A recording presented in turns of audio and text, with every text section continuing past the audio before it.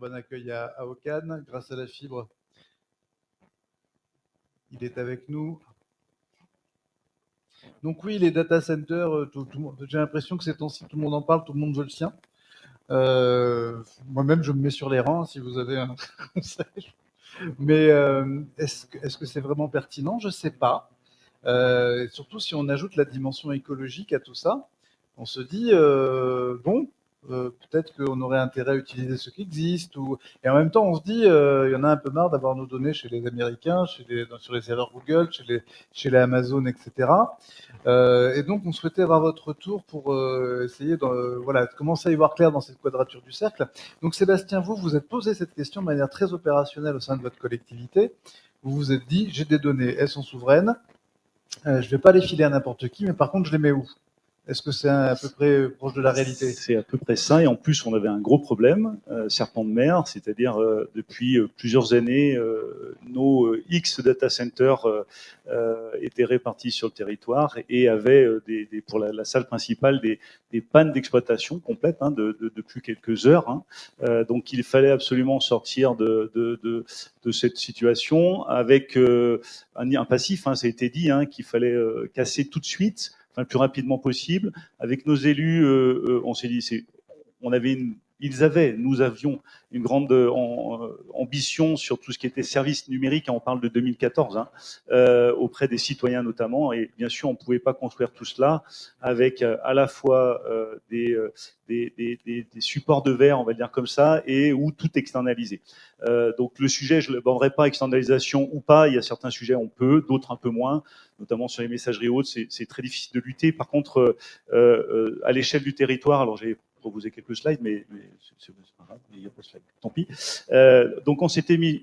On les a, Baptiste, est-ce qu'on a les slides de Sébastien? Mais je vais faire sans problème. Je vais essayer d'illustrer mon slide. On va faire comme ça. Non, on s'était mis quelques objectifs par rapport à ce contexte. Je rappelle, on avait des coupures pour les agents, pour les services citoyens, régulièrement depuis de nombreuses années. Alors moi, je suis arrivé au milieu de tout ça et avec le nouvel exécutif, on s'est donné plusieurs objectifs, qui est parce qu'un data center peut être très technique à l'échelle d'une DSI, mais être aussi un vecteur d'attractivité du territoire pour notamment, j'en parlerai juste après, un des scénarios, fédérer, mutualiser, on parlait de consommation d'énergie, c'est un vrai sujet de mutualisation, et par derrière, permettre de mettre une attractivité, un service, un campus de formation, éventuellement. Voilà. Donc ça a été, on a très vite échafaudé, on s'est fait aider pour ça, c'est un vrai métier, souvent on galvaude le terme expert. Moi, j'ai pas d'expert à la DSI, nous sommes 70, j'ai des spécialistes. Là, on est dans des métiers d'experts. On s'est fait aider, on a trouvé un bon expert. Je fais pas ma pub, mais c'est très important. Là-dessus, on a eu 3 scénarios par opportunité géographique. On s'est dit tiens, quand même, on a des bâtiments. Est-ce que on met notre propre infrastructure, data center, tier 3+. Je veux être juste un tout petit peu technique, mais tier 3+, c'est qu'on redonde de tout. On va dire comme ça pour faire simple, parce qu'on ne parle pas de salle informatique, on parle de data center, avec de taux, les spécialistes l'expliqueront, de disponibilité qui approche le 99,999%. Derrière ça, il y a eu donc 2 choix. Un en interne, on se le construit dans nos équipements, nos infrastructures. Sur Saint-Étienne, on a un avantage, c'est que mes prédécesseurs ont construit de la fibre optique en propre depuis de très longues années. On a plus de 240 km de fibre optique, et on a des bâtiments. Voilà.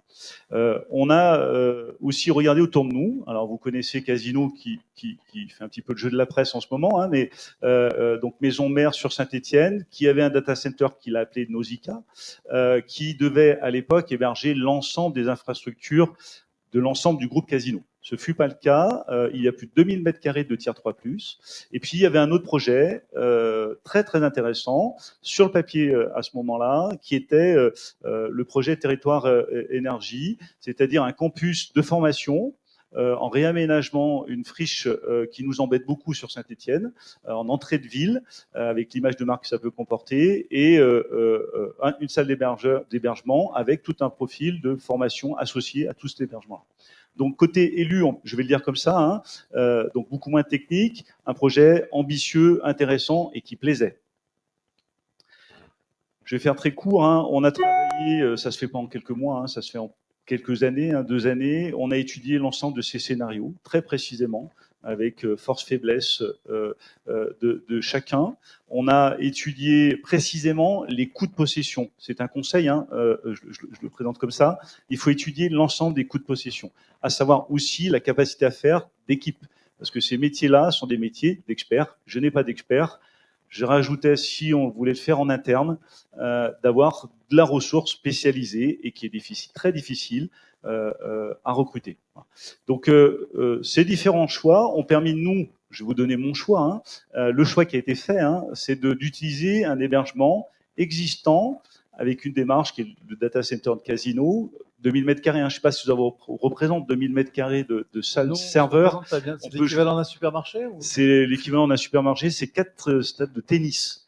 Hein, ça donne séparé en 4 avec donc qu'est-ce que c'est, hein, on a un bâtiment qui permet de nous amener et refroidir nos propres équipements. C'est ça que cela veut dire, et de manière totalement sécurisée. Alors, totalement, ça exige jamais, mais on est proche de l'absolu. Ils n'ont jamais eu de perte d'exploitation. Hein, je donne quelques propos, hein, des exemples. Le système du groupe électrogène ressemble à un moteur de paquebot. Ça fait 20 mètres cubes environ. Voilà, on parle de ça. Alors derrière cela, nous, on a voulu mutualiser. Il y avait déjà des entreprises qui utilisaient ces infrastructures. Et nous, avec ça, donc on a migré l'ensemble de nos... Ça prend beaucoup de temps aussi, hein, migrer l'ensemble de nos infrastructures, fédérer une offre pour nos communes membres de Saint-Étienne Métropole, qui avaient aussi, parce que globalement, elles ont toutes plus ou moins ce problème, puisque leur contrat de maintenance, de prestataire, de froid, de climatisation, d'énergie arrive à échéance et se pose la question, parce qu'en plus, les coûts de l'énergie, comme on le sait tous, ont explosé. Nous, on a pu, grâce à ce conventionnement, hein, je vais expliquer juste après, ce conventionnement, sur 9 ans, un tarif maîtrisé sur ces 9 années. Voilà. Donc, dans la démarche d'une métropole, on a proposé, voilà mon slide, on a proposé l'offre de service aux communes, une plateforme d'hébergement où, attention, hein, on ne fait pas le travail pour la commune au niveau informatique, je vais le dire comme ça, mais c'est l'équipe informatique de la commune, on les aide, hein, bien sûr, ils déplacent leur équipement dans ce data center. On parle aussi de ne pas racheter, de ne pas recréer, de ne pas réinvestir. On réutilise. Alors, le swap, hein, la bascule est toujours un petit peu délicate, mais on est aussi dans des notions de consommation d'énergie et de génération de CO2 où il faut de préférence, on essaye de privilégier ça, de faire de nuit ces déménagements d'équipement. Voilà.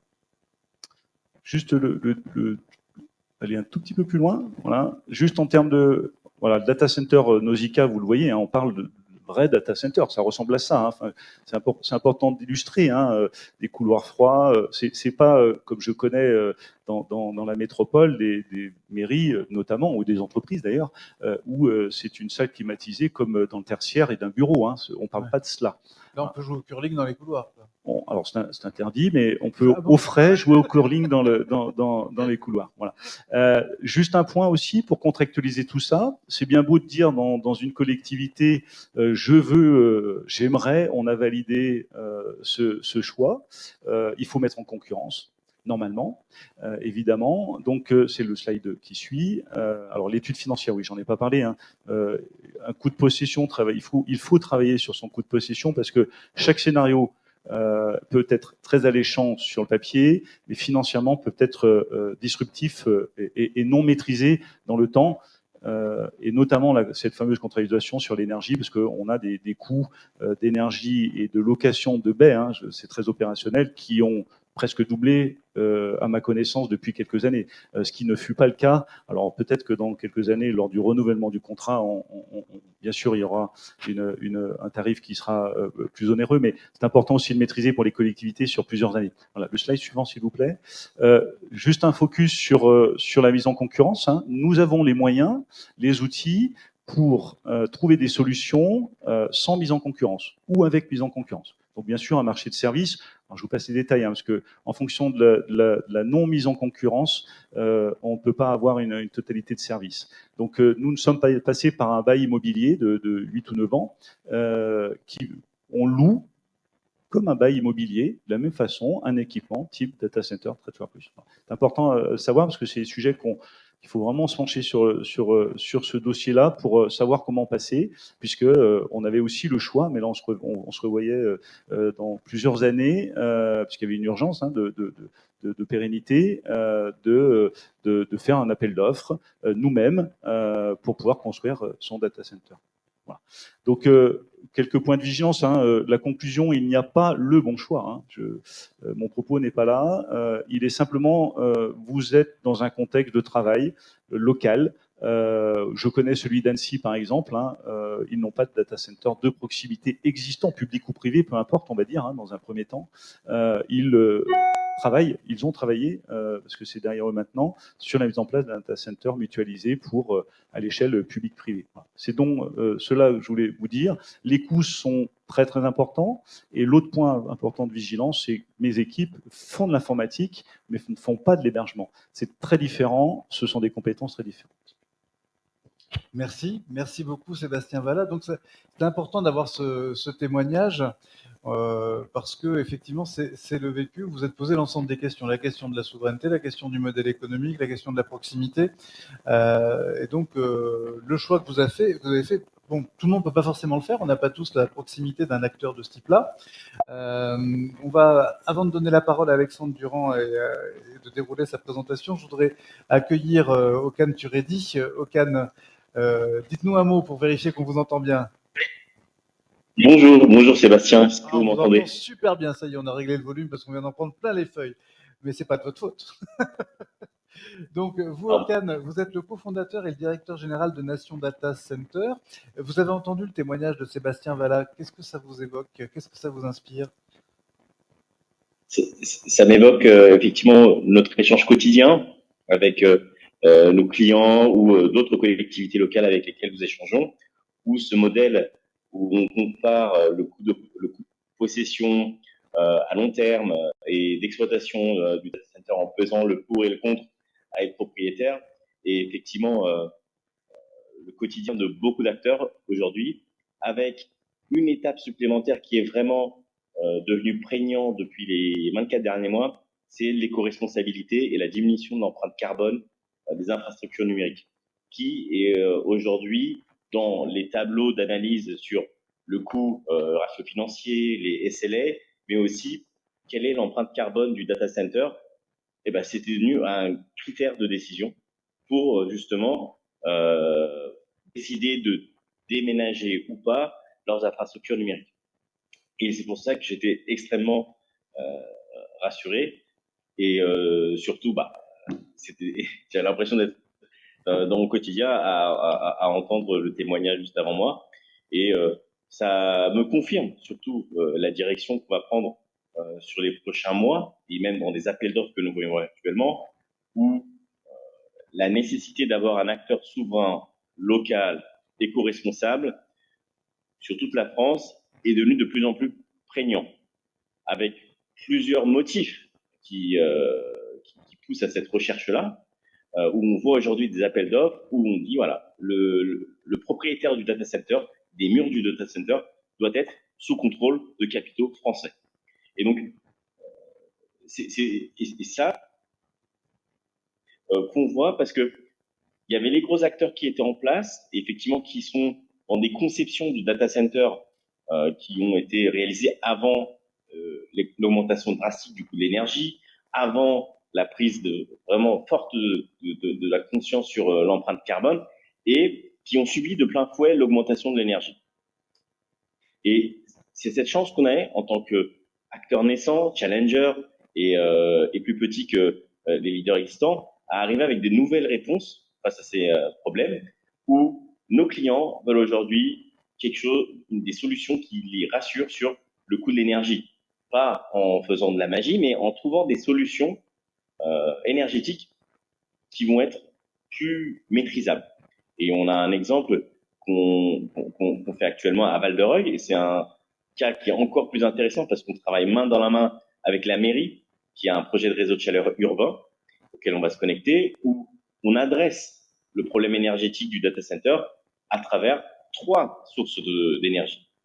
La primaire, sera la géothermie de surface, où on a la chance d'être à proximité de l'Eure, et donc il y a des nappes phréatiques de très grande taille qui sont présents, et sur lesquelles aujourd'hui on peut appliquer la géothermie, parce qu'on a plein d'autres voisins qui appliquent ça pour d'autres motifs, que ce soit des bureaux ou des logements, et donc c'est quelque chose qui est expérimenté, qui tourne très bien, et on s'inspire des meilleures pratiques sur place pour l'utiliser pour le data center. Et donc le data center, qui fait 7000 m² de surface de plancher et qui a 2000 m² de surface informatique, sera intégralement refroidi par géothermie de surface pour justement pouvoir l'exploiter et du coup consommer uniquement en quelque sorte de l'énergie de pompage, et ce qui fait que ça permet face à un data center classique de réduire de 50% la consommation pour justement refroidir les équipements de nos clients avec leurs serveurs.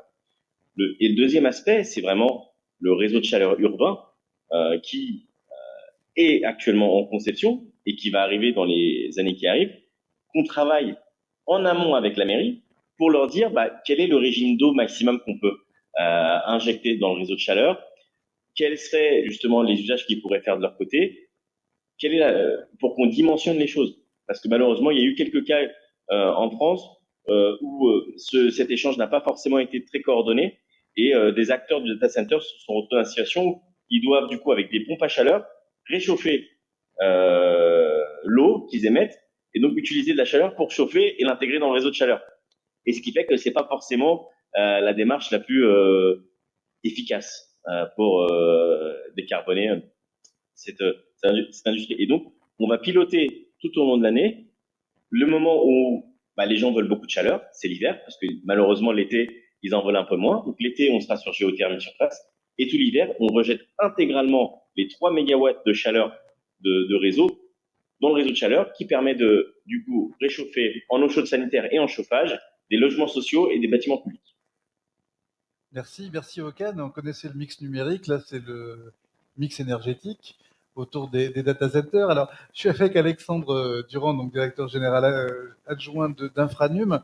Il y a une commission data center qui s'est mise en place au sein d'Infranum. On aurait bien aimé que tu puisses partager avec nous les travaux de cette commission. On va mettre à l'écran ta présentation.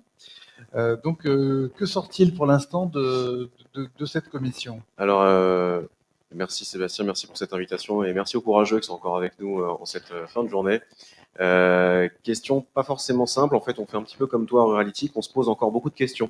Peut-être très rapidement, la logique était la nôtre. Enfin, je ne vais pas représenter une nouvelle fois Infranum, mais on est une fédération professionnelle, 230 entreprises sur l'ensemble de la chaîne de valeur du métier des infrastructures numériques. Donc nous, le job de nos entreprises, c'est le numérique tangible, c'est la part physique du numérique. Donc c'est assez naturellement qu'on s'est posé la question du rôle que les data centers avaient dans notre écosystème.